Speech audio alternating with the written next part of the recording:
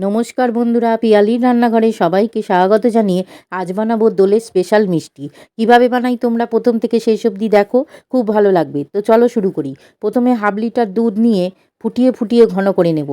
এবার 4 চামচ চিনি দিয়ে নেড়ে নেড়ে ক্ষীর করে একটা এলাচ ফাটিয়ে দিয়ে নামাবো। যে বাটিতে বসাবো তাতে একটু ঘি মাখিয়ে রাখবো। এবার কড়াইতে 3 চামচ ভালো ঘি দিয়ে 1 প্যাকেট সিমুই দিয়ে ভালো করে ভাজবো লাল হয়ে যাওয়া পর্যন্ত। তারপরে 3 চামচ চিনি, সামান্য লবণ, গুঁড়ো দুধ 2 চামচ দিয়ে মিশিয়ে যে ক্ষীরটা বানিয়ে রেখেছিলাম তার থেকে কিছুটা দিয়ে নাড়িয়ে চাড়িয়ে মিশিয়ে এবার খুব তাড়াতাড়ি করে ঘি মাখানো বাটির মধ্যে কিছুটা করে দিয়ে চেপে চেপে সেট করে দিতে হবে। তারপরে আস্তে করে চাপ দিলেই বেরিয়ে আসবে। দেখো কি সুন্দর হয়েছে। এবার একটা প্লেটে সাজিয়ে রেখে ক্ষীরটা ভর্তি করে দিচ্ছি সব সিমাইয়ের বাটির মধ্যে।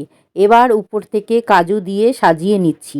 বন্ধুরা, এত সুন্দর খেতে লাগে। বাইরেটা হালকা মুচমুচে, তার সাথে ক্ষীর, সব কিছু একসাথে মুখে পড়লে অপূর্ব লাগবে। এভাবে একবার দোলে বা যে কোনো অনুষ্ঠানে বানিয়ে খাও, সবাইকে খাওয়াও, খুব ভালো লাগবে। ভালো লাগলে পাশে থেকো বন্ধুরা।